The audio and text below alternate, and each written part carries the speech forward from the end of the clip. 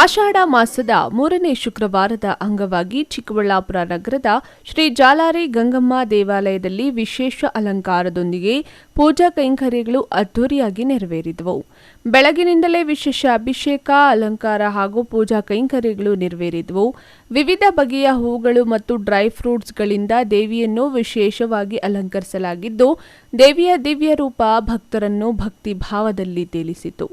ಹೂವುಗಳು ಹಾಗೂ ಡ್ರೈ ಫ್ರೂಟ್ಸ್ಗಳ ಅಲಂಕಾರದೊಂದಿಗೆ ಜಗನ್ಮಾತೆಯ ಸ್ವರೂಪದಲ್ಲಿ ಕಂಗೊಳಿಸುತ್ತಿದ್ದ ಶ್ರೀ ಜಾಲಾರಿ ಗಂಗಮ್ಮ ದೇವಿಯ ದರ್ಶನ ಪಡೆದ ಭಕ್ತರು ವಿಶೇಷ ಪೂಜೆ ಸಲ್ಲಿಸಿ ಆಶೀರ್ವಾದ ಪಡೆದರು.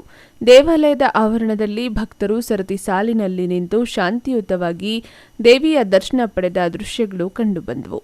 ಆಷಾಢ ಶುಕ್ರವಾರದ ಅಂಗವಾಗಿ ನಡೆದ ವಿಶೇಷ ಪೂಜೆ ಮತ್ತು ಮನಮೋಹಕ ಡ್ರೈ ಫ್ರೂಟ್ಸ್ ಅಲಂಕಾರ ಭಕ್ತರ ಗಮನ ಸೆಳೆದಿದ್ದು, ಶ್ರೀ ಜಾಲಾರಿ ಗಂಗಮ್ಮ ದೇವಿಯ ದಿವ್ಯ ದರ್ಶನ ಪಡೆದ ಭಕ್ತರು ಭಕ್ತಿ ಭಾವದಿಂದ ಪೂಜೆ ಸಲ್ಲಿಸಿ ಕೃತಾರ್ಥರಾದರು.